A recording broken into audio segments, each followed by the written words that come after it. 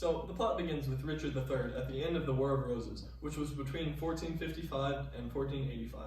The fight was between the House of York and the House of Lancaster, which were both branches of the House of Plantagenet. At the start of the war, Henry VI, a Lancaster, was the King of England. After him came King Edward IV, a York. In 1470, Henry VI regained the throne, who again lost it to Edward the following year.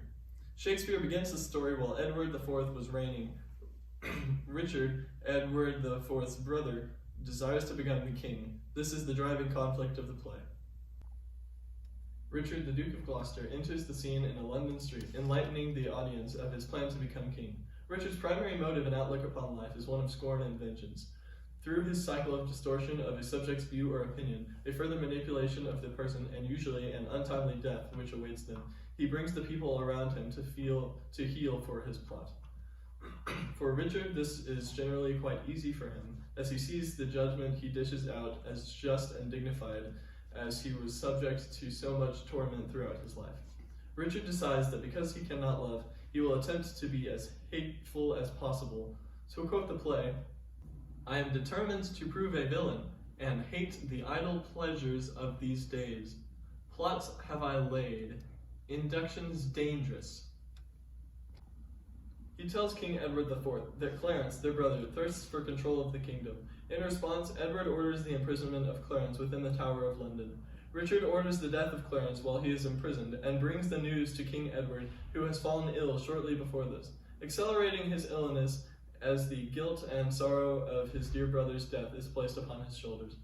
Richard, during the funeral procession for Lady Anne's father-in-law, the late King Henry VI, courts her partially by saying her husband was, quote, "fitter for that place," referring to heaven, "than earth."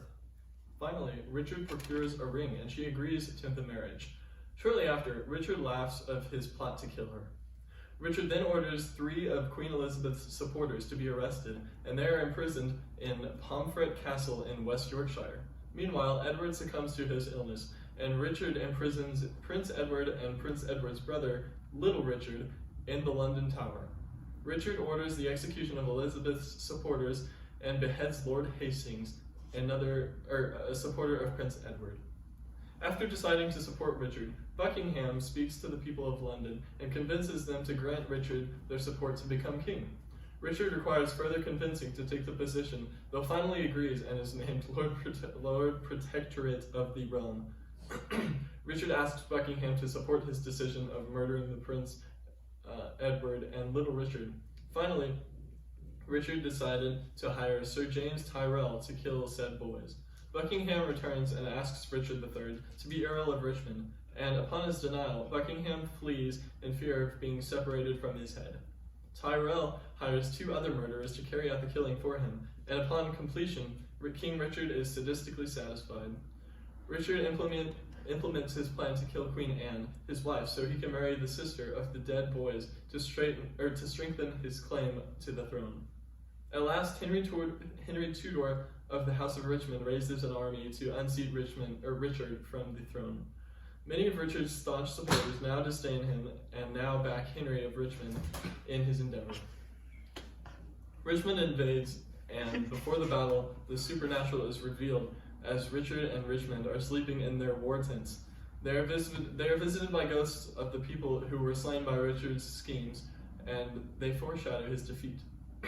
Finally, in Bosworth Field, 1485, the 2 armies clash, and after Richard's ferocious efforts, he is slain by the invader, who secures the throne with full support of the people. Richard III himself, as a character, exhibits his motives and desires more inwardly than anything else.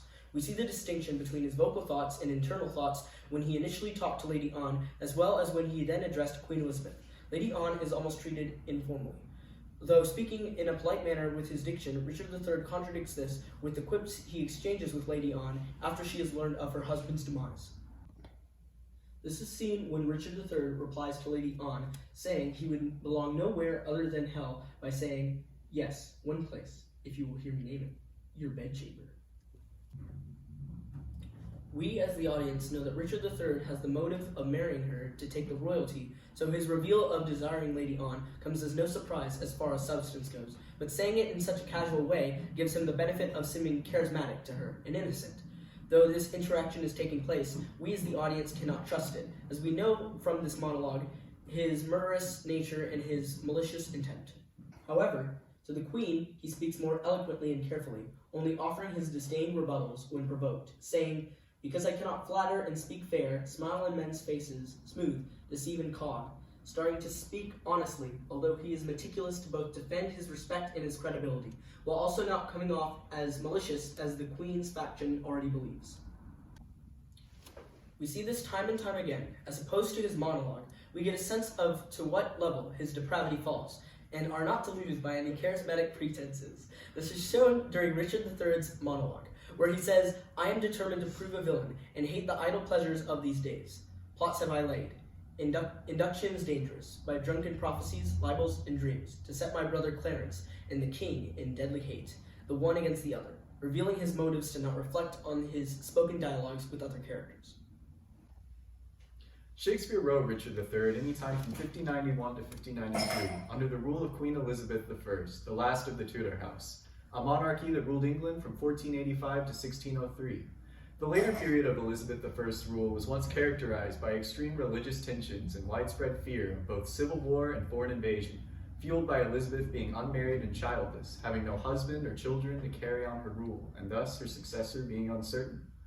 Shakespeare's writing of Richard III was thus extremely relevant to English culture near the end of the 16th century, the story being built upon various usurpations of the throne, creating an uncertain and constantly changing time period that many feared would repeat itself following the death of Elizabeth.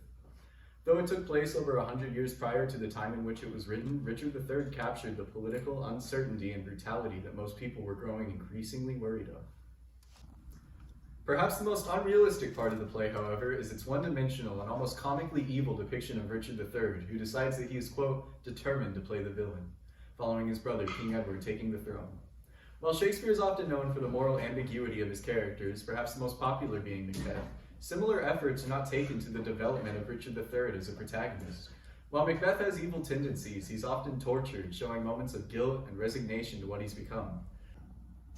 Richard III, on the other hand, is unapologetically evil from the very start, often unashamedly, almost gloatingly revealing such to the audience through quotes such as, "And thus I clothe my naked villainy, with odd old ends stolen forth of holy writ, and seem a saint when most I play the devil."